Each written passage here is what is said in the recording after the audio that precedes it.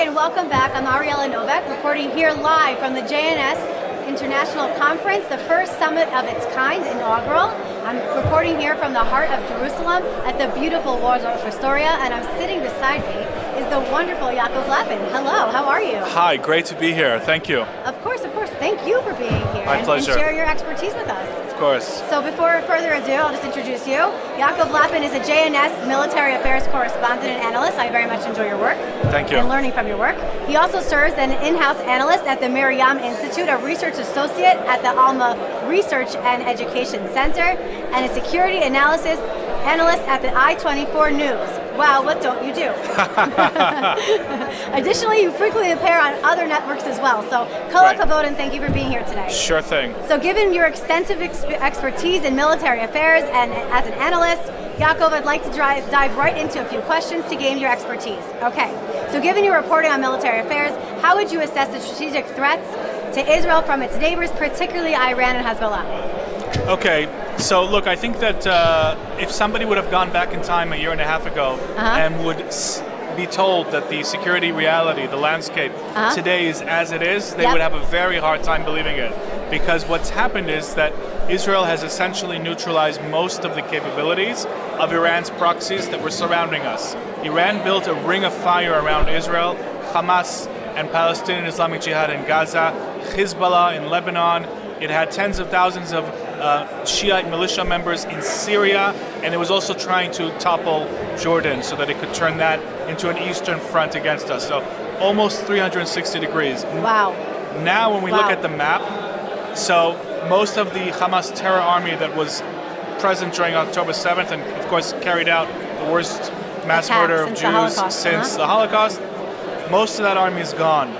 Officially, 50% of their personnel have been killed. But and we know that for sure? Those are very, very, let's say, thoroughly researched assessments from the defense establishment itself. But, you know, in a battle, it's not just how many enemy are killed, it's also how many are injured.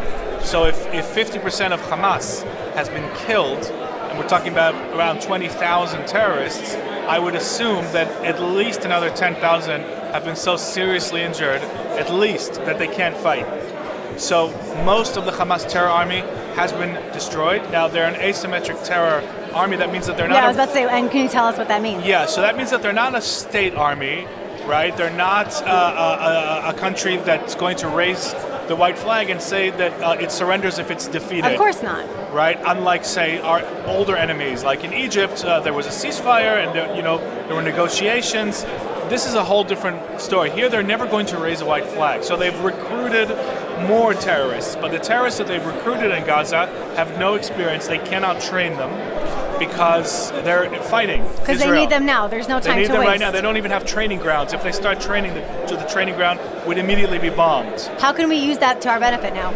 So the fact is that they're in a much weakened state, so they're going to struggle now when the IDF is expanding its operations in Gaza. They're going to struggle to stop that. So they have 15, 16, 17, 18-year-olds, and they give them an RPG launcher or an AK-47. And that's why you always hear children are being killed. Well, they're not just children, unfortunately. They've been brought into an army that which they didn't choose, but 100%, and also they deliberately embed themselves among civilians, in hospitals, in schools, in humanitarian centers, medical centers, because they know that the IDF is reluctant to strike there. Absolutely. So they obviously use their own civilians as human shields. That's part of their modus operandi. It's not accidental. It's totally deliberate. It's been their strategy from day one. But it hasn't worked for them because they are really, really suffering. Well, it works in the eyes of the media, and that's the big problem. That's true, and I'm sure we'll get to that. So Hamas is still around, but very weak.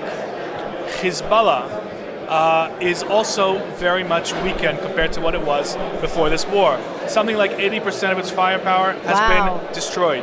All of its senior command level. Well, can I just ask, where did they get their fire, with their weapons to begin with? Which angles? There's so many, as you said. There's like a 360 ring of fire, right? Yeah. So where did they come from? Which area, or areas rather? It's a good question, and each one is a little bit different. So Hezbollah imported most of its firepower from Iran and Syria. And it had a whole range of smuggling networks. Israel used to try and disrupt that with strikes. They called it a shadow campaign because it wasn't a real war. It was just deliberate for a certain purpose. If you see some trucks carrying missile parts in Syria, it's going to be hit. But for everyone that was hit, another 4 or 5, maybe got through. So they were able to build up the largest arsenal of any non-state army. And actually, even if you compare Hezbollah before this war to state armies, Hezbollah would have ranked maybe 4 or 5 in the world in terms of their firepower. They had more than most NATO armies. And it's the Qataris who are behind them funding this? Not with Hezbollah. The Qataris were bankrolling Hamas.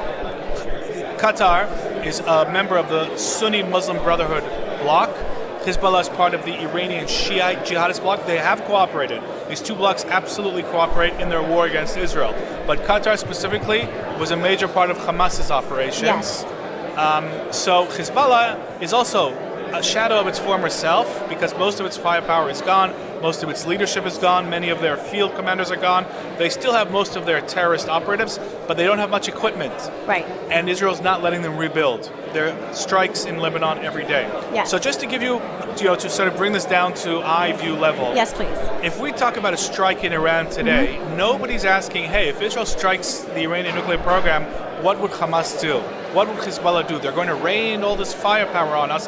That was the fear before this war. Today, nobody's worried about that because they can't do that. Maybe Hezbollah can fire some rockets at the north. They can't flood this country with firepower, and Hamas can barely fire any rockets at all. They're down to maybe a few dozen rockets from a huge arsenal. So that question, if you ask it back then and you ask it today, can really give listeners, viewers a sense of how much their power has decreased. In Iran, the story is a little bit different. So the Iranian proxies have been seriously damaged. Iran itself remains a serious threat for two reasons. I just have to ask, when we say they've been seriously damaged, where are we getting the intel from? Where is the reporting coming from? And how do we know this? So that, the last example that I gave you, that's something that you don't need intelligence to know. For example, when Israel assassinated Ismail Haniyeh, right? We know. Right? What did Hamas do? Nothing, because it can't do anything. It's so you important to don't note. even need intelligence to see that they can't retaliate because they don't have the ability to do that anymore in Israel. It's a they good can't example. fire thousands of rockets.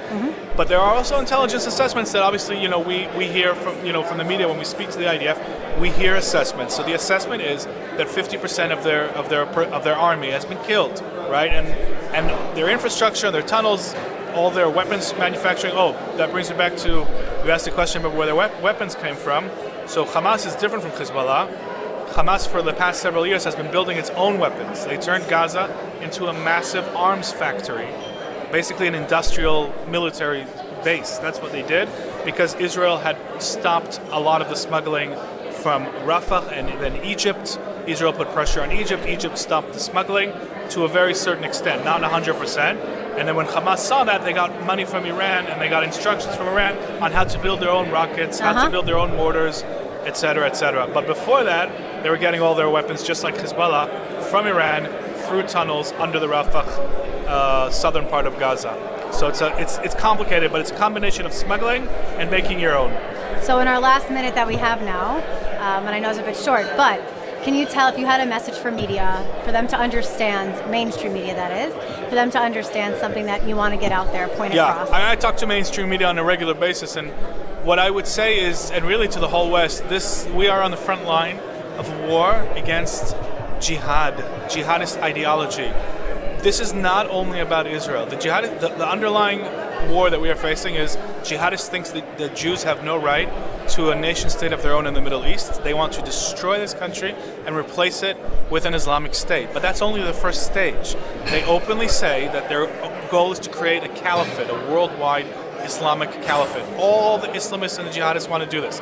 Hamas, ISIS, Iran wants to do its version of this. So this is a global threat. And if the West has any, let's call it survivalist instincts, they should support Israel in this fight because Israel's win is their win. I'm glad I didn't have to say that because I agree. Amen. Thank you for being here with me today. Sure thing. Yaakov Lappin, I look forward to speaking with you again. Thank you all for joining us on this podcast now here live in Jerusalem. Look forward to bringing you the rest of the day where we have other experts join us. And next time you'll join us in person here. But until then, see you later.